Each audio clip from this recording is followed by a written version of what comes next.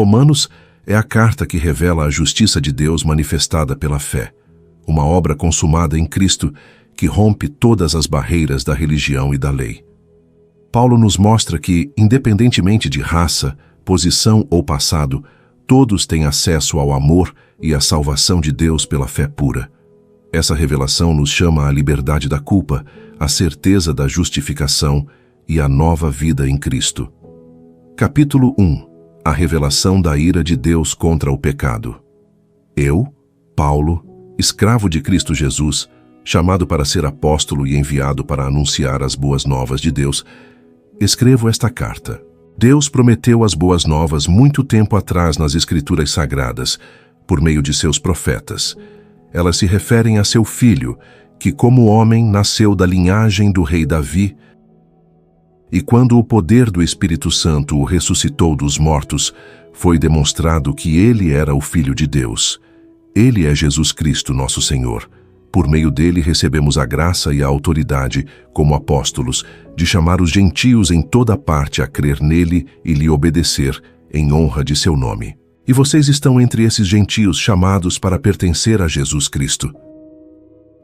Escrevo a todos vocês que estão em Roma, amados por Deus e chamados para ser seu povo santo. Que Deus, nosso Pai, e o Senhor Jesus Cristo lhes deem graça e paz. Antes de tudo, quero dizer que por meio de Jesus Cristo, agradeço a meu Deus por todos vocês, pois sua fé nele é comentada em todo o mundo. O Deus a quem sirvo em meu espírito, anunciando as boas novas a respeito de seu Filho, sabe como nunca deixo de me lembrar de vocês, em minhas orações, sempre pedindo, se for da vontade de Deus, uma oportunidade de ir vê-los. Desejo muito visitá-los, a fim de compartilhar com vocês alguma dádiva espiritual que os ajude a se fortalecerem. Quando nos encontrarmos, quero encorajá-los na fé, e também quero ser encorajado por sua fé. Quero que saibam, irmãos, que muitas vezes planejei visitá-los, mas até agora fui impedido.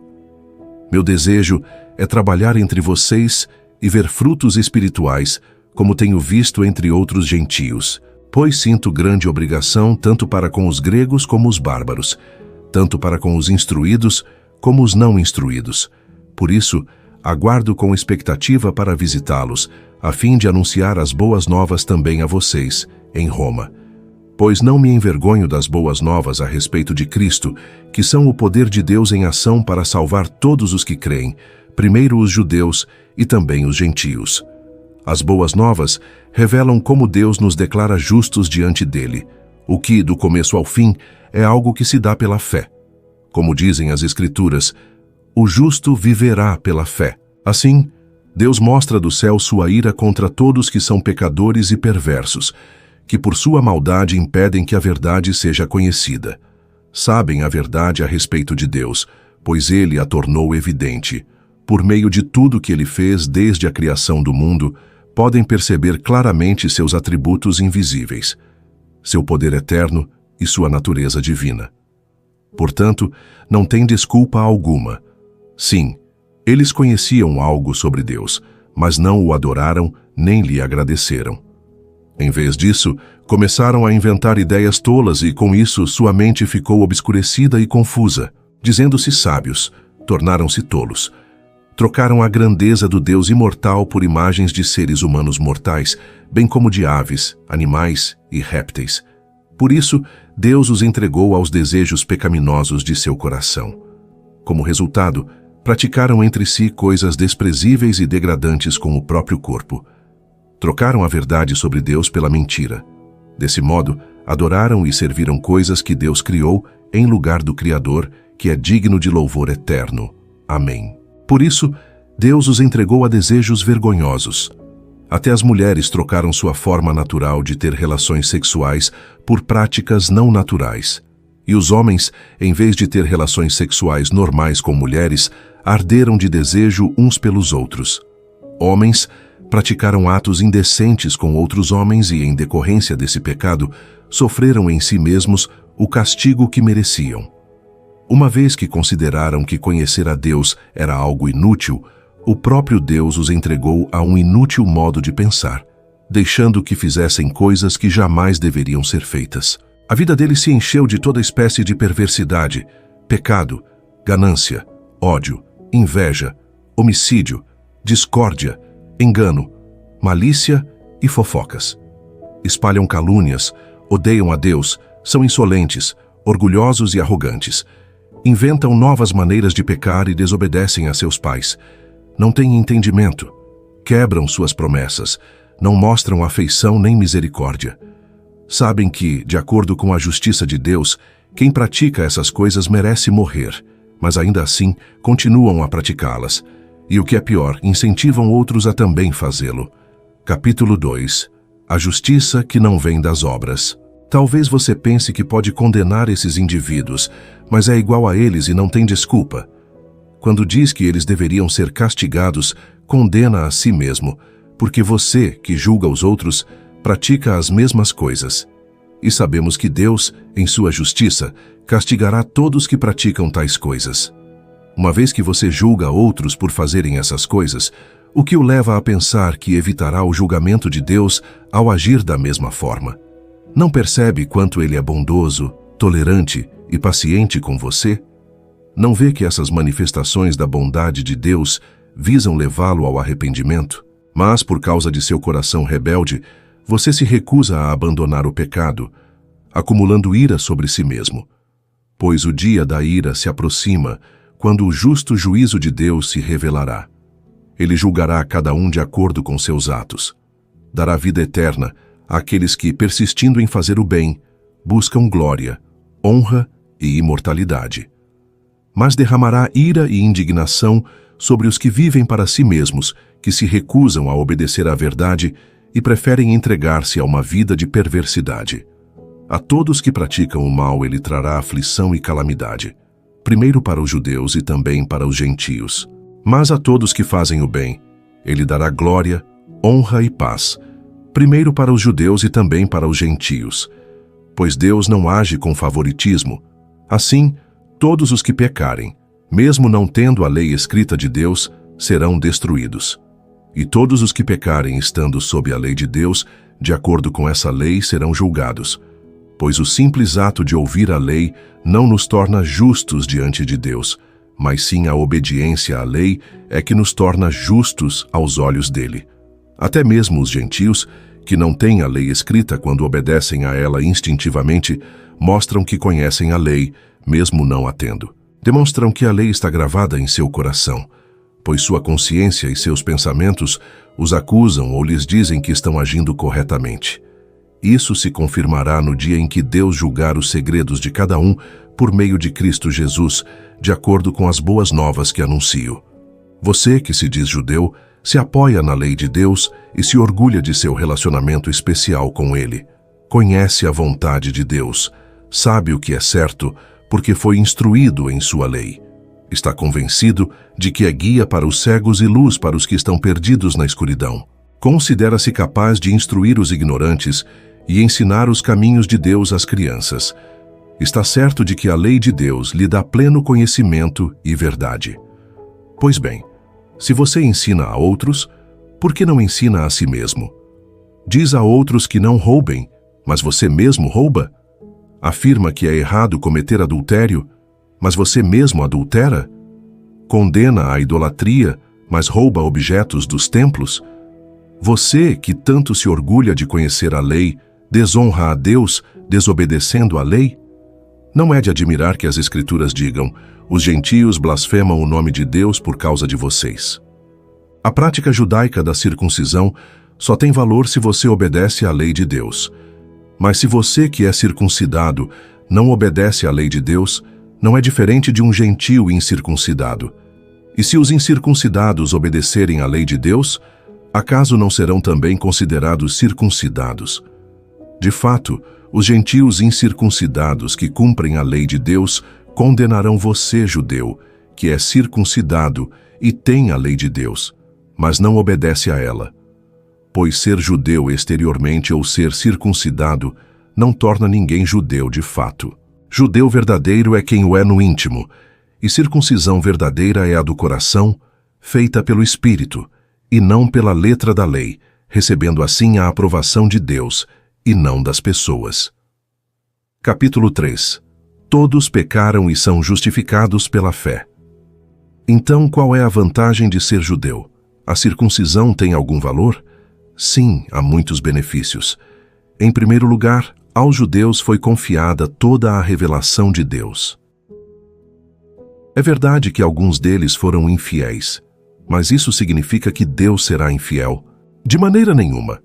Ainda que todos sejam mentirosos, Deus é verdadeiro. E as Escrituras dizem a seu respeito: será provado que tens razão no que dizes, e ganharás tua causa no juízo. Alguém poderia dizer: mas nosso pecado não cumpre um bom propósito, ajudando os outros a verem como Deus é justo? Não é uma injustiça, portanto, Deus nos castigar. Estou seguindo o ponto de vista humano. Claro que não. Se fosse assim, como Deus poderia julgar o mundo? Alguém poderia argumentar ainda: mas por que Deus me condena como pecador, se minha mentira ressalta sua verdade e lhe traz mais glória? E alguns até nos difamam, afirmando que dizemos: quanto mais pecarmos, melhor. Quem diz essas coisas merece condenação. Pois bem, devemos concluir que nós, judeus, somos melhores que os outros? Não, de maneira nenhuma, pois já mostramos que todos, judeus ou gentios, estão sob o poder do pecado. Como afirmam as Escrituras, ninguém é justo, nenhum sequer. Ninguém é sábio, ninguém busca a Deus. Todos se desviaram, todos se tornaram inúteis. Ninguém faz o bem, nenhum sequer. Sua conversa é repulsiva, como o odor de um túmulo aberto. Sua língua é cheia de mentiras. Veneno de serpentes goteja de seus lábios. Sua boca é cheia de maldição e amargura. Apressam-se em cometer homicídio. Por onde passam, deixam destruição e sofrimento. Não sabem onde encontrar paz. Não têm o menor temor de Deus. É evidente que a lei se aplica àqueles a quem ela foi entregue, pois seu propósito é evitar desculpas e mostrar que todo o mundo é culpado diante de Deus. Pois ninguém será declarado justo diante de Deus por fazer o que a lei ordena. A lei simplesmente mostra quantos somos pecadores. Agora, porém, conforme prometido na lei de Moisés e nos profetas, Deus nos mostrou como somos declarados justos diante dele, sem as exigências da lei. Somos declarados justos diante de Deus por meio da fé em Jesus Cristo, e isso se aplica a todos que creem, sem nenhuma distinção. Pois todos pecaram e não alcançam o padrão da glória de Deus, mas Ele, em sua graça, nos declara justos por meio de Cristo Jesus, que nos resgatou do castigo por nossos pecados. Deus apresentou Jesus como sacrifício pelo pecado, com o sangue que Ele derramou, mostrando assim sua justiça em favor dos que creem. No passado Ele se conteve e não castigou os pecados antes cometidos, pois planejava revelar sua justiça no tempo presente. Com isso, Deus se mostrou justo, condenando o pecado, e justificador, declarando justo o pecador que crê em Jesus. Podemos então nos vangloriar de ter feito algo para sermos aceitos por Deus? Não, pois nossa absolvição não vem pela obediência à lei, mas pela fé. Portanto, somos declarados justos por meio da fé, e não pela obediência à lei. Afinal, Deus é Deus apenas dos judeus? Não é também Deus dos gentios? Claro que sim. Existe um só Deus, e Ele declara justos tanto judeus como gentios somente pela fé. Então, se enfatizamos a fé, quer dizer que podemos abolir a lei? Claro que não. Na realidade, é só quando temos fé que cumprimos verdadeiramente a lei. Capítulo 4. A fé de Abraão. Do ponto de vista humano, Abraão foi o fundador de nossa nação. O que descobriu ele? Se suas boas obras o tivessem tornado justo, ele teria motivo para se vangloriar, mas não perante Deus. Pois as Escrituras dizem: Abraão creu em Deus e assim foi considerado justo. O salário daquele que trabalha não é um presente, mas um direito. Contudo, ninguém é considerado justo com base em seu trabalho, mas sim por meio de sua fé em Deus, que declara justos os pecadores. Davi também falou a esse respeito quando descreveu a felicidade daqueles que são considerados justos sem terem trabalhado para isso. Como são felizes aqueles cuja desobediência é perdoada, cujos pecados são cobertos. Sim, como são felizes aqueles cujo pecado o Senhor não leva mais em conta. Por acaso essa bênção é apenas para os judeus, ou se estende também aos gentios incircuncidados? Já dissemos que Deus considerou Abraão justo por meio de sua fé. Mas como isso aconteceu? Ele foi considerado justo somente depois de ter sido circuncidado, ou antes disso? Está claro que foi antes de ele ser circuncidado. A circuncisão era um sinal de que Abraão já possuía fé e de que Deus já o havia declarado justo, mesmo antes de ele ser circuncidado. Portanto, Abraão é o pai daqueles que têm fé, mas não foram circuncidados. Eles são considerados justos por causa de sua fé. E Abraão também é o pai daqueles que foram circuncidados, mas somente se tiverem o mesmo tipo de fé que Abraão tinha antes de ser circuncidado. A promessa de que Abraão e seus descendentes herdariam toda a terra não se baseou em sua obediência à lei de Deus, mas sim no fato de ele ter sido considerado justo quando teve fé. Portanto, se a herança prometida é apenas para aqueles que obedecem à lei, a fé é desnecessária e a promessa anulada, pois a lei traz ira sobre aqueles que tentam obedecer a ela. A única forma de não quebrar a lei é não ter lei nenhuma para quebrar. É por isso que a promessa vem pela fé, para que ela seja segundo a graça, e assim alcance toda a descendência de Abraão, não somente os que vivem sob a lei, mas todos que têm fé como a que teve Abraão, pois ele é o pai de todos que creem. Conforme aparece nas Escrituras, eu o fiz pai de muitas nações. Isso aconteceu porque Abraão creu no Deus que traz os mortos de volta à vida e cria coisas novas do nada. Mesmo quando não havia motivo para ter esperança, Abraão a manteve, crendo que se tornaria o pai de muitas nações, pois Deus lhe tinha dito: esse é o número de descendentes que você terá. E sua fé não se enfraqueceu, embora ele soubesse que, aos 100 anos, seu corpo, bem como o ventre de Sara, já não tinham vigor. Em nenhum momento a fé de Abraão na promessa de Deus vacilou. Na verdade, ela se fortaleceu, e com isso, ele deu glória a Deus. Abraão estava plenamente convicto de que Deus é poderoso para cumprir tudo o que promete. Por isso, por sua fé, ele foi considerado justo. E quando Deus considerou Abraão justo, não o fez apenas para benefício dele. As Escrituras dizem que foi também para nosso benefício, pois elas garantem que também seremos considerados justos por crermos naquele que ressuscitou dos mortos a Jesus, nosso Senhor. Ele foi entregue à morte por causa de nossos pecados e foi ressuscitado para que fôssemos declarados justos diante de Deus. Ouvir essa carta é ser lembrado do poder da fé que justifica, da graça que liberta e da vida que Cristo oferece. É deixar para trás a busca por mérito próprio e abraçar a certeza do amor imutável de Deus que nos alcança pela fé. Que essa palavra toque sua alma profundamente e te conduza à verdadeira liberdade em Cristo. Inscreva-se no canal e continue aqui ouvindo mensagens que edificarão a sua vida.